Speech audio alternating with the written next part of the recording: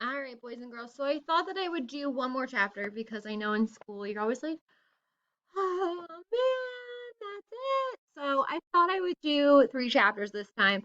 Um, Also gives you something to do next week when you're on break if you want to listen to it. But we're gonna read chapter 15. And the question I want you to think about, or the character I want you to think about, is Amanda Wilkinson. And you'll find out later in the chapter why I want you to keep her in the back of your minds. So, with that said, let's start chapter 15. The Herman W. Block Memorial Library's air conditioning unit didn't work very good, and there was only one fan. And from the minute me and Winn-Dixie got in the library, he hogged it all. He lay in front of it and wagged his tail and let it blow his fur all around. Some of his fur was pretty loose and blew right off of him like a dandelion puff. I worried about him hogging the fan, and I worried about the fan blowing him bald. But Mrs. Franny said not to worry about either thing, that Winn-Dixie could hog the fan if he wanted, and she had never in her life seen a dog made bald by a fan. Sometimes when Mrs. Franny was telling a story, she would have a fit. They were small fits, and they didn't last long. But what happened was she would forget what she was saying. She would just stop and start shaking like a little leaf. And when that happened, when Dixie would get up from the fan and sit right at Miss Franny Block's side, he would sit up tall, protecting her, with his ears standing up straight on his head like soldiers. And when Miss Franny stopped shaking and started talking again, when Dixie would lick her hand and lie back down in front of the fan. Whenever Miss Franny had one of her fits, it reminded me of Winn-Dixie in a thunderstorm. There were a lot of thunderstorms that summer, and I got real good at holding on to Winn-Dixie whenever they came. I held on to him and comforted him and whispered to him and rocked him, just the same way he tried to comfort Miss Franny when she had her fits. Only I held on to Winn-Dixie for another reason too. I held on to him tight so he wouldn't run away. It all made me think about Gloria Dump.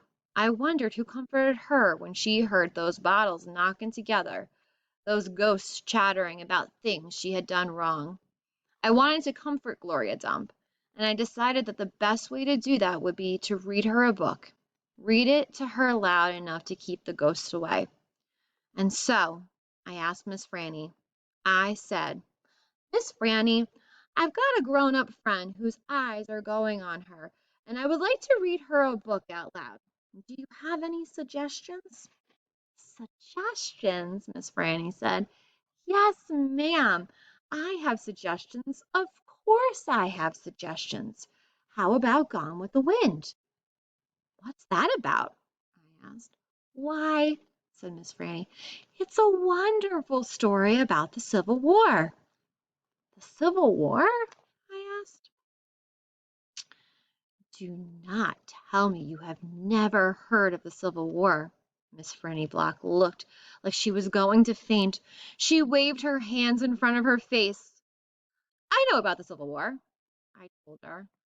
That was the war between the South and the North over slavery. Slavery, yes, said Miss Franny. It was also about states' rights and monies. It was a terrible war. My great-grandfather fought in that war. He was just a boy. Your great-grandfather? Yes, ma'am.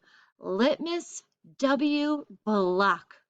Now there's a story.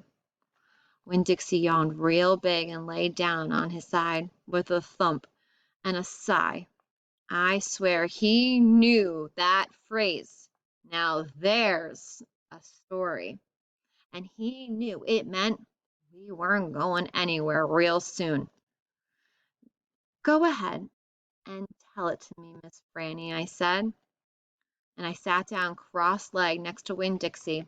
I pushed him and tried to get him to share the fan, but he pretended he was asleep, and he wouldn't move. I was all settled in and ready for a good story when the door banged open, and pinch-faced Amanda Wilkinson came in.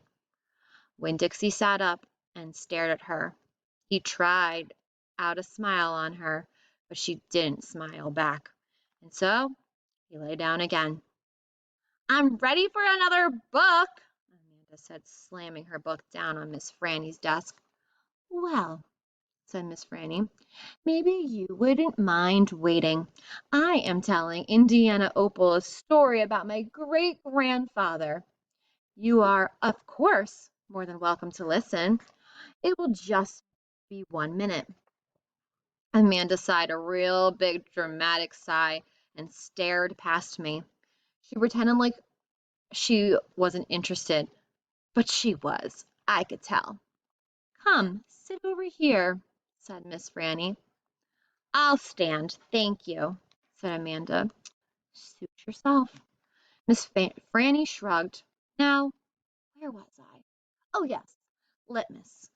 Litmus W. Block. End of chapter 15.